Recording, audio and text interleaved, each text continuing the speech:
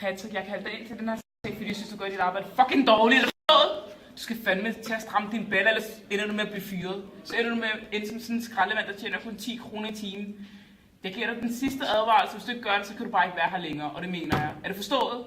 Så må du fandme sige til hustru, når du kommer hjem, at du ikke har noget arbejde mere, fordi du gør det fandme dårligt. Jeg kan ansætte en, der er meget bedre end dig. En, som jeg kan betale 30 kroner mere i timen for at gøre det et bedre arbejde, som du burde have gjort. Altså, det er fandme for dårligt. Jeg gider ikke se på dig mere. Er du så pakke dine ting, og så kan du gå ind og tænke, om du gerne vil beslutte dig for, om du gerne vil arbejde her. Og du har til at give mig et svar i morgen. Er det forstået? Det er dit forsvar.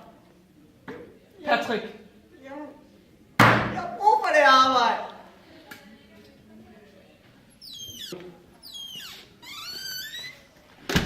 Velkommen her. Hvad er det, du laver? Skat, jeg tørrer bare bordet af. Det er jo dårligt. Prøv at se, der er vand over det hele.